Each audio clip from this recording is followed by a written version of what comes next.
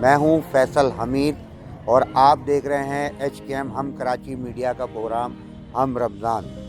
آج ہم موجود ہیں JDC کے دسترخوان پر اور بات اپنے جب ہوتی ہے رمضان کی اور بات ہوتی ہے سحر اور افطار کی، اور پھر لے کے چلتے ہیں کہ کس طریقے سے جو ہے وہ مستحق لوگوں تک جو ہے وہ اپنے پہنچنا ہے، اور کس طریقے سے یہ جو ایک اپنے کیا نام ہے ویلفیئر کا کام ہے، جو ایک اپنے جو ہے وہ ایک کار خیر کا کام ہے، وہ کس طریقے سے کیا جائے اور کس طریقے سے اس کو آگے لے کے چلا جائے۔ وہ جو کام جو چیزیں کر رہے ہیں جان جوخم میں ڈال کے 24/7، وہ ایک طریقے سے میری بھی انسپریشن ہے۔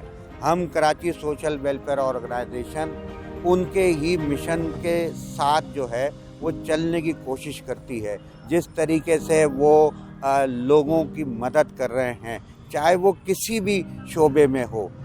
ابھی ان کے ڈائلیسس اپنے فری ڈائلیسس ان کے چل رہے ہیں، یا IT کا کام ہے، یا ابھی جو ہے وہ میت بس سروس ہے، پھر اس کے علاوہ فری جو ہے وہ قبرستان کا ہے۔ تو یہ ساری سب چیزیں جو کراچی کا بیٹا ظفر عباس کر رہا ہے، یہی جو ہے وہ انسپریشن ہر ایک کی ہونی چاہیے۔ صرف یہ کام ظفر عباس بھائی کا نہیں ہے، یہ سارے ہم لوگوں کا ہونا چاہیے، کیونکہ کس طریقے سے یہاں پہ بیٹھ کے جو ہے وہ عزت سے، آرام سے اور بڑی اپنے اچھے طریقے سے سحری کرتے ہیں، اور ہر دفعہ یہ سحری جو ہے کہیں نہ کہیں کوئی نہ کوئی جو ہے اس کو جو ہے اسپانسر کر رہا ہوتا ہے، اور اس کا مطلب اور مقصد یہی ہے کہ وہ ظفر عباس بھائی کے ساتھ کھڑا ہوا ہے، اور ظفر عباس بھائی کے ساتھ جو ہے ان کے مشن میں جو ہے وہ پورا کراچی جو ہے وہ ساتھ ہے۔ میں ہوں کراچی کے بیٹے ظفر عباس بھائی کے ساتھ۔ ظفر عباس بھائی، ایک بات پوچھنی ہے صرف اور صرف، مہنگائی، منافع خوری، پھر اس کے بعد چیزوں کو شارٹ کر کے اور اس کو مہنگا کر کے بیچا جائے، اور اس کے بعد پھر اس کو فری بانٹا جائے اور لوگوں کی جانوں سے کھیلا جائے۔ میں بات کر رہا ہوں آٹے کی۔ آٹا شارٹ ہو کے مہنگا ہو گیا اور اب جو ہے فری بانٹا جا رہا ہے۔ اسی کے ساتھ ساتھ شکر چینی جو ہے وہ ایکسپورٹ ہو رہی ہے دبئی، اور اب وہ امپورٹ ہونا شروع ہو گئی ہے۔ بھائی کیا کہیں گے اس بارے میں؟ میں صرف یہی بولوں گا بھائی، جو کچھ بھی اس وقت عوام کے ساتھ ہو رہا ہے، پاکستانی عوام کے ساتھ، مجھے نہیں نظر آ رہا کہ کسی کو رحم آئے گا۔ میں تو پبلک سے بار بار یہ اپیل کر رہا ہوں کہ اللہ سے بس دعا کریں کہ عوام پر کسی طرح سے کوئی پروردگار عالم کا کوئی خاص کرم ہو جائے، کیونکہ حکمرانوں کی طرف سے تو کوئی راستہ نظر نہیں آ رہا۔ تو بھائی کیا کریں گے؟ دعا کریں،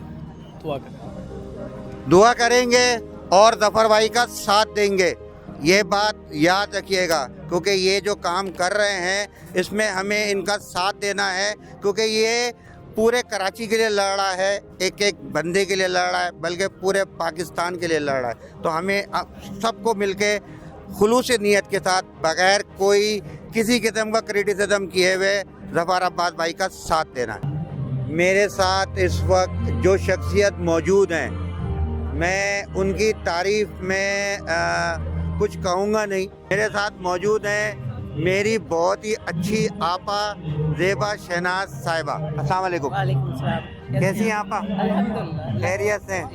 اچھا، میں ان کو دیکھتا ہوں نا فریش ہو جاتا ہوں، کیونکہ ان کی جو فریشنس ہے اور جو یہ اپنے ایک انرجیٹک ہیں، یہ ماشاءاللہ سے میں تو کافی پرانا ان کو جانتا ہوں، کہ جب ہم کبھی کسی زمانے میں ہم بھی تھوڑا بہت میڈیا میں رہا کرتے تھے تو آپا سے بہت ساری سب چیزیں سیکھتے تھے۔ آپا آج یہاں موجود ہیں، تو میں صرف ایک ڈائریکٹ سوال کروں گا۔ آپا یہاں آپ موجود ہیں، جی جی کیا کہیں گی اپنے کہ یہاں پہ جو یہ سحری ہو رہی ہوتی ہے جی جی اور ظفر عباس بھائی کے لیے اور JDC کے لیے، یہ آپ تھوڑا سا مجھے آپ بتائیے گا۔ بس یہ جو JDC ہے یہ میرے لیے بڑی اہمیت ہے میری زندگی میں۔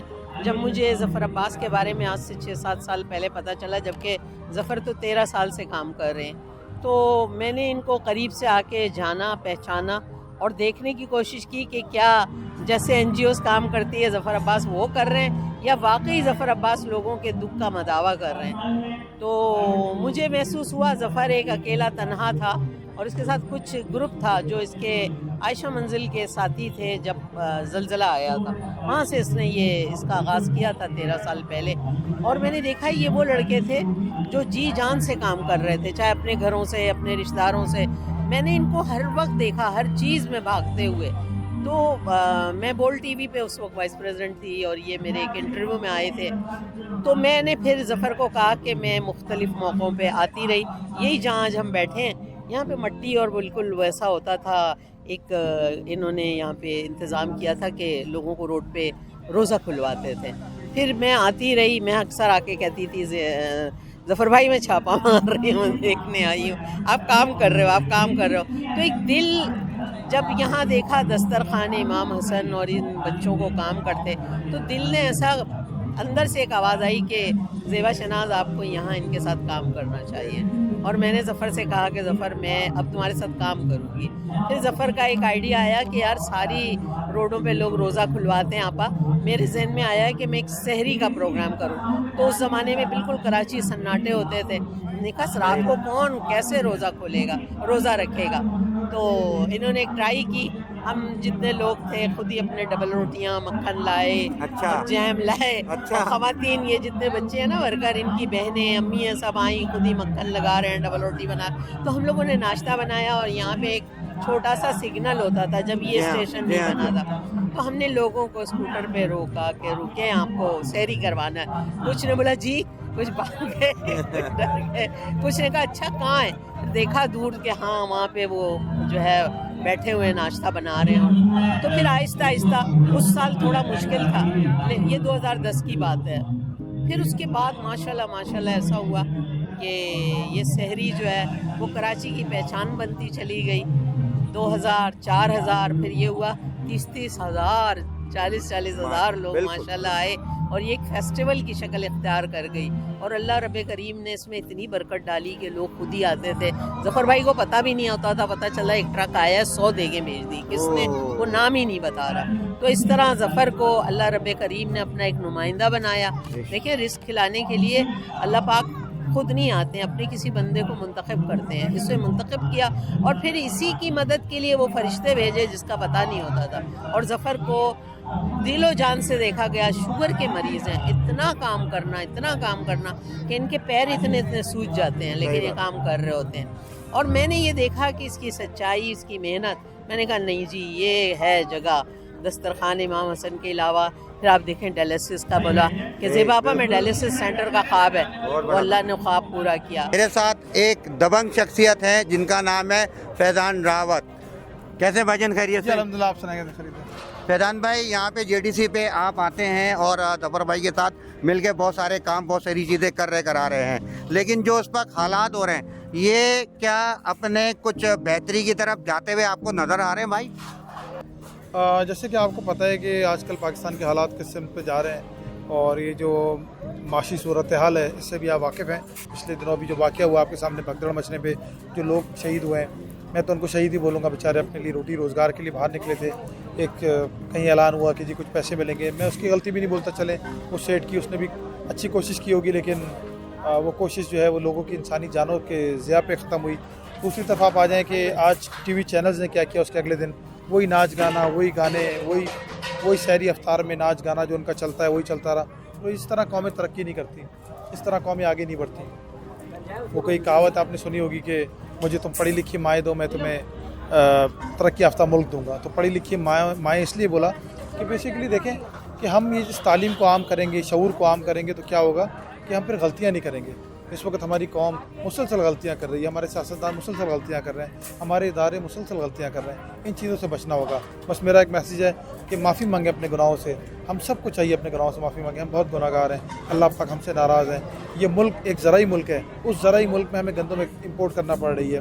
اس زرعی ملک میں ہمیں کاٹن امپورٹ کرنا پڑ رہی ہے. اس زرعی ملک میں ہمیں بہت سارے نقصانات کا سامنا ہے. پانی کی کمی کا سامنا ہے، بہت ساری چیزوں کا سامنا ہے، بے وقت برسات کا سامنا ہے اور بہت ساری چیزوں کا سامنا ہے. خدا کے لیے، پاکستان کے لیے آپ سے درخواست ہے کہ آپ لوگ ایک پلیٹ فارم پہ آئیں، ایک جگہ پہ آئیں اور اس ملک کو اپنا سمجھیں. یہ ملک بڑی مشکل سے ملا ہے، یہ بار بار ملک نہیں ملا کرتے. Thank you. ملک بار بار نہیں ملا کرتے، اور میں یہ کہتا ہوں کہ پہلے جو ہے اس قوم کو ایک ملک کی ضرورت تھی. اب اس ملک کو ایک قوم کی ضرورت ہے, ہمیں ایک قوم بننا پڑے گا.